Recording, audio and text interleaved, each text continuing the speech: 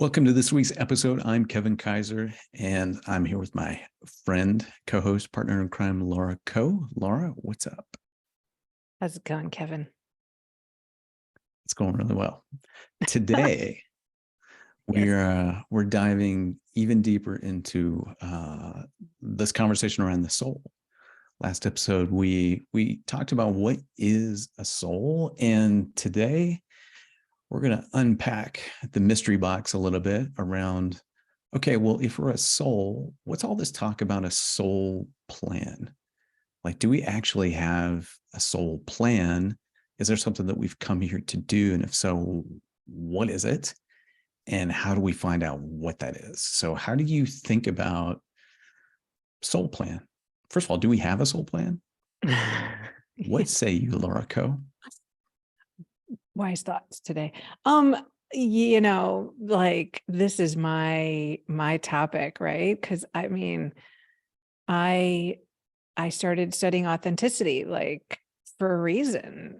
I did not feel my life was particularly authentic while it was extremely successful. I was like, something's missing, right? And it's a weird experience because sometimes can feel terrible, but for some people, it's like myself, my life objectively looked pretty damn good. I like had a lot of great boxes checked, right?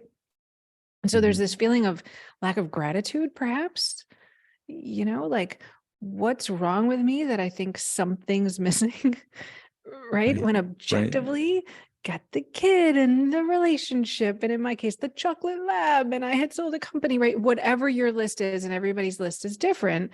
Doesn't have to be materialistic either. I mean, I was a yoga teacher and I've had friends. I felt good in my life, except something elusive was happening. And so I think, well, today I have a very strong belief because I'm interested in these Akashic records, and I'll speak to that in a second. But before I even talk about the Akashic realm, I think the idea of a soul plan, this idea that like I've come here this lifetime, I'm in my lifetime, I have a purpose. I have an intention. I have something that is more than maybe this collective idea of what a good life looks like. I have something particular to me, and I can't freaking figure it out, right? It drives people insane. What am I doing here? Why am I here? Something's not quite it. But what the fuck is it, right? And it's just in the most, if you want to see high functioning people on their knees, like in a ball, like ready to cry, it's like, just ask them, what do you really want?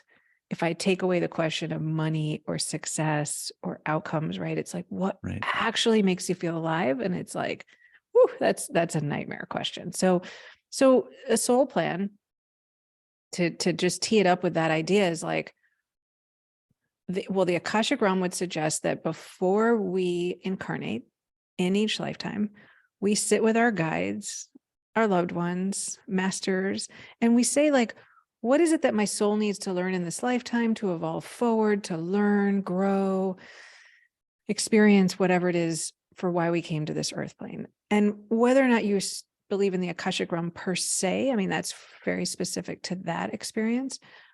This idea that I've on a energetic level want to learn something in this life or do something specific, perhaps karma, perhaps learn something like forgiveness or compassion. Perhaps it is a three-dimensional thing, like a career, but it has an outcome, right? But you have this plan, you work it out with your loved ones, you incarnate. And then when we get into the dense body, we don't know. We just have a sense. We have this frustrating GPS that's a little like crotchety, or like, it's like, right? It's just, it doesn't work that well, particularly because we spend our lives in our mind, right? We go up here searching for answers, and we're not very good at working with the GPS. But even when you get great at it, like I worked a long time to connect, it's still so elusive. It doesn't have great language. It's just kind of a go this way, go that way, hinting. Yes, I want to get married to you. No, I don't. Yes, I want a third kid. No, I don't want kids, right? Like, it's just this sort of felt deep experience. And that's you recognizing what you wanted on a soul level in this lifetime or don't want. And that's where I fall in love with the Akashic realm, because it puts a megaphone to that. But before we jump into that, that's my understanding of a soul plan. Here's the bitch of it. It's what you wanted to do, meaning the essential self you, the soul self you, through the incarnation of this individual called Laura. So while Laura may be like, no, I just want to go skiing all day or whatever. I don't ski, but right. There's a calling deep within us that keeps pulling us back to something. And we know that that's the only path to really finding that freedom, that experience of like, I'm where I need to be. I'm on my path. I feel grounded and aligned with myself. That kind of languaging, flow state. Yeah. Yeah. So a couple things come up. Like here's some of the questions that I wrestled with for a long time that I'm sure people listening to this are like, well, wait a minute, but what about this? Sure. And the first of this is, okay, so if I'm a soul, if my essential nature is infinite, eternal, whatever word you want to call it, like, how does an eternal being have anything to learn? Like, why incarnate at all? Like, why have a plan at all? Like, is there really something to learn? Yeah. I got stuck there too. I was like, that makes zero sense to me.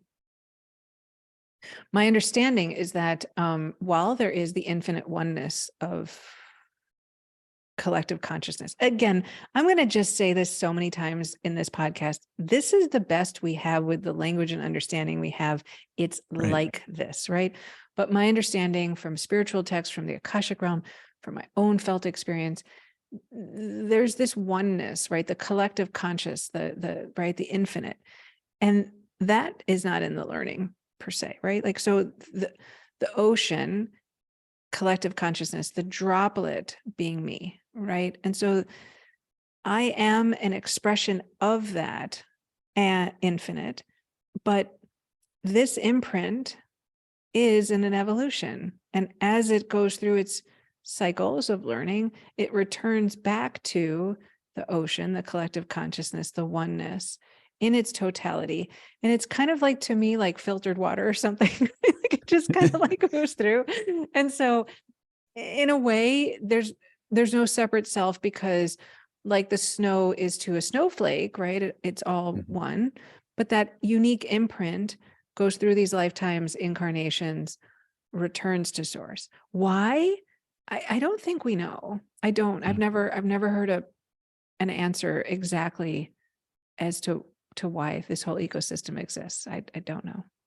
Yeah, I don't think this is my perspective, is that there isn't an answer other than this is just the nature of an infinite creativity, infinite creative being. It's just to experience itself, to keep creating and creating and creating, but not like in a nihilistic sense, right? Because I went down that rabbit hole too. Well, gosh, if this is just God knowing itself, then like, does anything matter? Is there really a me, right? But I mean, it really does seem like it's both. Like you said, it's a paradox. It's both. It's a unity, an infinite unity. It's just one, but somehow knowing itself, and it's made room for diversity, like an infinity of diversity. And that's the beauty of it. So, yeah. So is there one thing really that we come to do? Not necessarily. I think ultimately, my understanding again is that all roads lead to one outcome, which is to know that we are the oneness, the divine love expression, right? The totality of the universe is expressing through us. But each life incarnation is not that. Each life is a unique path. It's a unique soul plan. I do these Akashic record readings, right? This energetic space that holds our soul's history. And I speak to so many people, and I have never seen two readings be identical, even when we're talking about the same topic. Like, two people have come here to heal a trauma or to learn a particular lesson. Their learnings are different. Their soul histories are different, right? And so, Yeah. no, I don't think so. Not that I've ever seen. And it makes sense, right? If you've had lots of incarnations, and every thought, action, and feeling is being stored in the Akashic realm, and there's so many of those. Like, imagine every single thing that you think and feel, even in a day. Imagine all of your lifetimes, and then say, okay, well, then what Laura needs on the lesson of forgiveness is the same as Kevin in this moment in time, with our diverse experience in how our souls arrived here. I would think that would be an impossible probability that that would be true ever. So Yeah. it makes sense to me. Yeah. I had this image one time of this was in a meditative practice, and I just asked this question of, well, how does this soul thing actually work? And I saw this image in my mind of these Russian nesting dolls, and it started really, really, really small, right? And then that was in another one, and then that was in another one, and then boom, boom, boom, like an infinite number, and it got bigger and bigger and bigger and bigger. And then I saw that these dolls, it's not really one inside the other. They actually permeate each other, right? Mm. It's like they're malleable. Yeah. And I saw them as like, oh, well, Kevin is part of a greater self, which is part of a greater self, which is part of a greater self. And then there's only actually one self, one true self that it's knowing. It's living lots of, like, all of the lives, doing all of the things and learning all of the things. And that's how it feels. Like, to me, that feels true.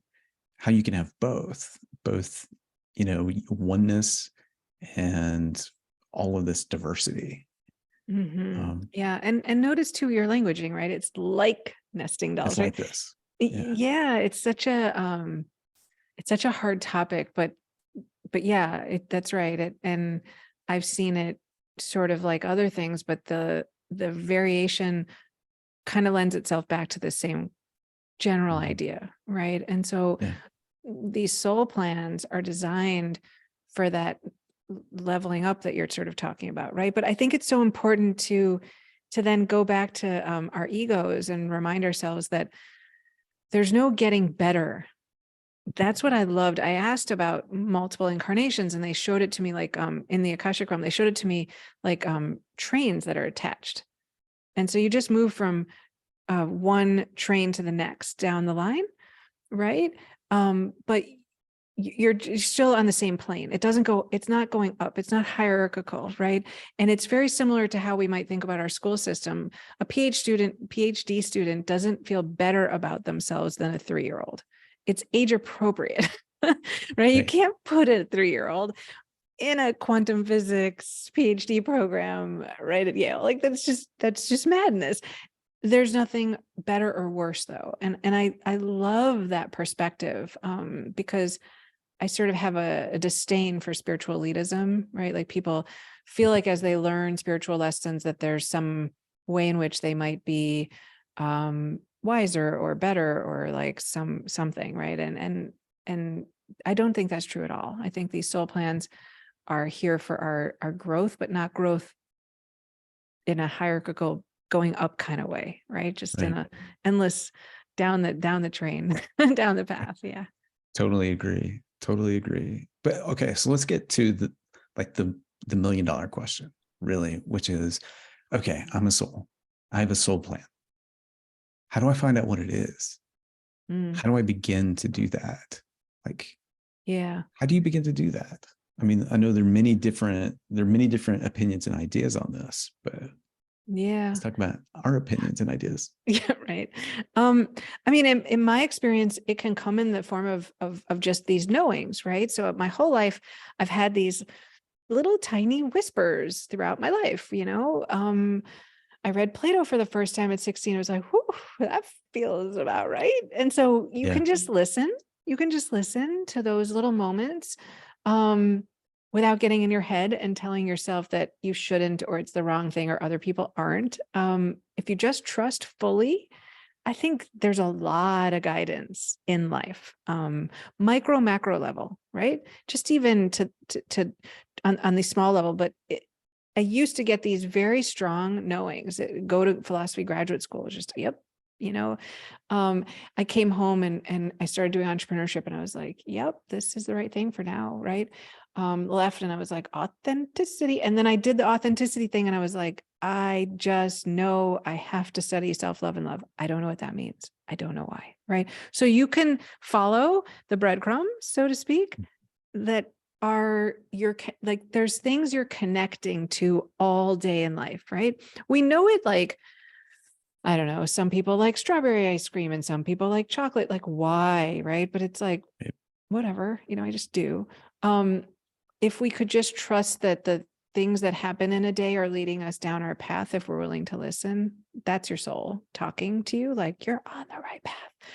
If that's not available to you, or you struggle to get out of right and wrong thinking or people pleasing or whatever it is that the mind does to, I literally think, obliterate, like eradicate our ability to connect. Akashic record readings are, in my opinion, they have changed my life, because it's just an hour of explanation. You can do past life regressions where you could go between lives and check out what you were doing. You can talk to your guides that way. Psychedelics, I'll let you speak to that, right? Like, people have these really beautiful experiences. And then it becomes, what are you doing with it, right? Because it's a party trick if you just take it in and don't actually take action. So however you get there, I think there's lots of ways. I think it's whether you're willing to trust and listen. And if you can't, like, then just some straight up therapy.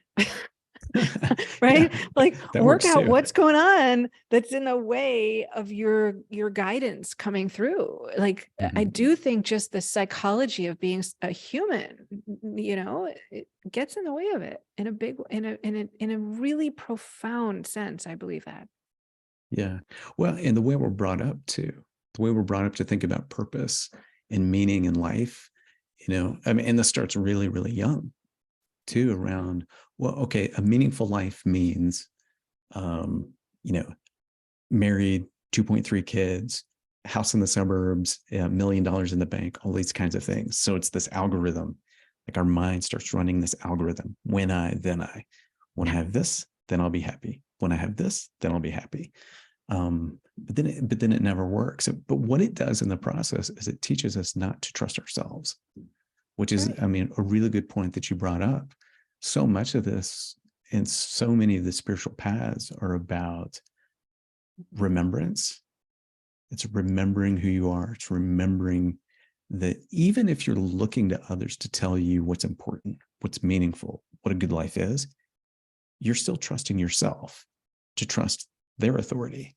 Ultimately, Kevin, ultimately you're it. But that's it, right? Like, sorry to cut you off, but it's like, I get so excited. Trusting myself.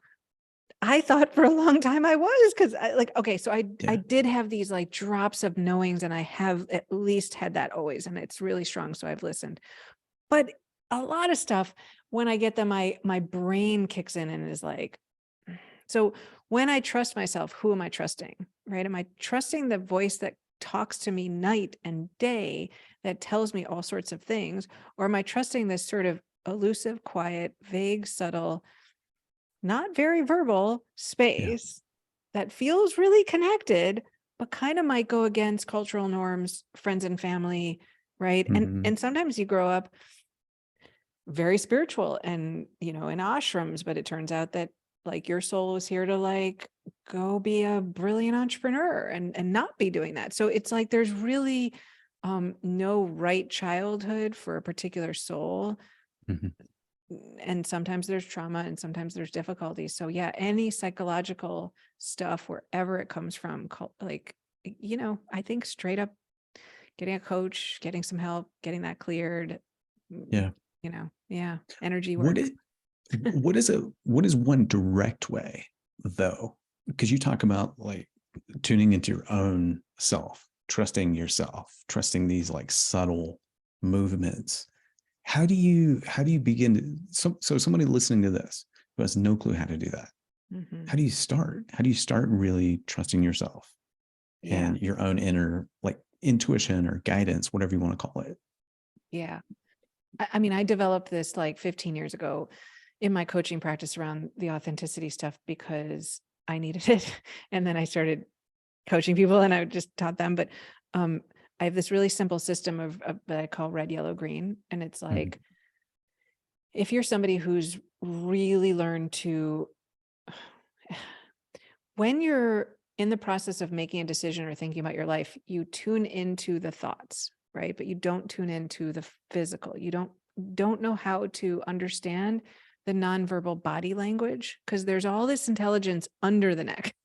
There's a lot Mhm. going on above, which is fantastic. I'm not anti-brain, but there's an incredible amount below the neck, which I did not know really existed to this extreme. So to get you back into that, think about something that you love to do, or a person you love, an animal you love, anything that feels uplifting and an absolute yes. Absolute yes, right? And it can be anything. And everybody's got something, somebody they deeply love, some activity that they're like, yep, I just like doing that. And it doesn't matter. Don't judge it. If you're like, I really love watching Netflix, great. Don't worry about it. This is not a trick question. So think about that. Okay. And when you think about it, connect into where you feel it physically, right? So spend some minute or two, connect to what it is. If I think about my son, as soon as I do, I feel a little smile. I feel my chest start to uplift. I feel like my back raises up. Like there's all this physical sensation that goes around with the expression of something that's truthful and loving for me. And notice your mind gets quiet. And so practice that for a period of time. And what's really cool, Kevin, is like when you're in a true knowing, you don't care what anybody thinks, right? Like I know, for example, you love being a dad, right? I love it. Love it. You love it. I love it. And You, it's a full body yes. It's like, hell yeah. yeah, right. You feel at your point. For people who can't see him, he's touching his chest, right? You're like smiling and you're moving in your chair. Suddenly you look like you just woke up, like, oh, this is so good, right? And if I said to you for the next 10 minutes, which I won't do if not to scare people who are listening, but if I was like, Kevin, you hate being a dad, It's like, it's not what my body says. right? And your mind isn't like, which like you get quiet still. And if I'm like, you hate it, you hate it, you hate it. Kevin, you hate being a dad. Kevin, you hate being a dad. You don't feel a need to defend this, correct? Mm-mm. No, Yeah. I just know it. You just know it. And Yeah. there's no sense of like, maybe I'm wrong. Yeah. And Right. so when we're in our truth, it's quiet. It's like a fact. And over time, if I kept doing that, I would annoy you a lot. Right. And eventually you'd want to get off the phone, but you wouldn't change your mind. Right. Right. And so the same is true with things we hate. So I label that experience green. And then things we dislike equally, like I can't freaking stand the idea of sitting in a field at sunrise or sunset with a ton of mosquitoes. It just makes me want to die inside. It's like, no, I get bitten and I did that. And so again, like notice where you feel it in your body, connect to that, label that red, and spend a few weeks going around your house about everything. How do I feel about sitting this long? How do I feel about eating this food today? Are you doing it because you should? You feel like it's the right thing? Or is it truly a yes? And it doesn't mean you Yeah. have to only follow the yeses and nos. It just means this is a way to connect back into yourself. And then everything in between. So you got red and green, and then you can fill it in, burnt orange, yellow, like everything else. And the last thing I'll say, Kevin, is that every person who I've worked with says, well, okay, that's cute, Laura, except that's not life. We have to do things we don't want to do. Like, that's not just Right. how it works. And I'm not asking you to say I'm only going to do things that make me happy all the time because we have to pay the bills. We have to go to the dry cleaner. I don't want to do those things. I'm not going to lie to myself. Right. That's the key. I That's mean, it the key. really is. Yeah. So I'll say, oh, fucking hate doing this, but I still want to get my clothes clean. So I'm going to go across the city and go to the green dry cleaner. Like, I don't really want to, but I kind of want to in the broadest sense, but sometimes I really don't want to do something. And the whole time I'm like, I'm clear I don't want to. So if I'm clear I don't want to, then I can practice how to relax into it, take care of myself more, instead of telling myself, oh, I should like it, and what's wrong with me that I don't like it, and get back into the mind. And so you practice that, and then you level up harder and harder and harder things until you get really freaking good at this. And that's kind of how I start the process to feel that in your body.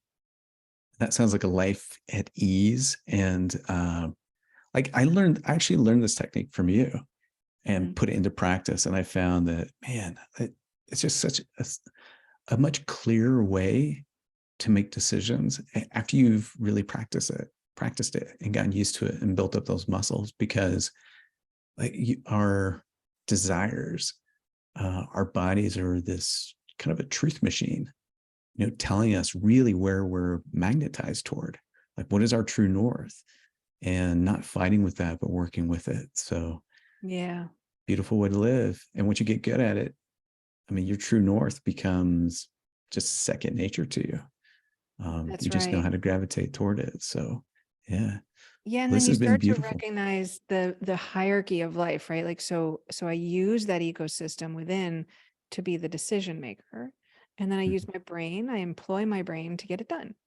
So if this is true for Exactly. me, brain, how do I do it? Right. And then it deals with the logistics of life, right? And it's such an easier way to live than the brain trying to tell you what is true. It never will, Kevin. Has it ever told you the truth? It argues with itself. It has 50 different points. When I do what my brain tells me to do, then it tells me why I made the wrong decision. I'm Right. like, that's just cruel. And it was what it told you what to do to begin with. Yeah. Yeah. Yeah. Yeah. The mind is the greatest gaslighter of all, Oh, you it's know, so mean. It's so so mean. mean. Yeah. Yeah. Yeah. Well, we covered a lot of ground in a short amount of time. Any parting words, any last tools or insights you want to leave? I mean, just that regardless of where you are in this process, consider the idea of soul plan lightly if you're not that interested, and sort of think about the intuitive sense of life. But regardless of that, like I said, the idea behind it, why, right? Why? Because when I consult my brain, when I'm not connected to what's true, when I don't feel I'm aligned with deepest sense of purpose, right? And so if we go all the way out to say the infinite self and its purpose and why it's here, back to the singular self of Laura, or you just want to think about it in much plainer language, that's fine. When I do that though, when I live from that space, I feel a fulfillment, right? I feel the consistent connection to joy, to peace, to more happiness, not the up and down, not the in and out, not the pleasure seeking, right? Not the reward seeking, but the true deepest sense of it. And that's what I believe we all want. So it's not just to do it for like another mindfulness thing, or like, oh, my soul should do this and I want to get it right in this lifetime, because that's what people ask me, like, am I on the right path? Am I getting it right? And it's not about getting it right. It's about, when I'm doing this, I'm most alive. My soul wants it. And Laura feels best when she's aligned with her truest self, because that's what's within me. So that's why I do it. Beautiful. And wisdom to take every single day. Trust yourself. Know that you are, as trite as it sounds, exactly where you need to be to learn the things that you need to learn, so that you can be who you already are and are becoming at the same time. So That's this like was 4 fantastic. tattoos that you just threw out there. Boom, boom, boom. And if anybody gets those tattoos, email us. So this has been fantastic. I can't wait until our next conversation. We're actually going to dive in even more into soul life and how to find and live and be your purpose. So it's been fantastic. Stay tuned for more. Stay tuned for more.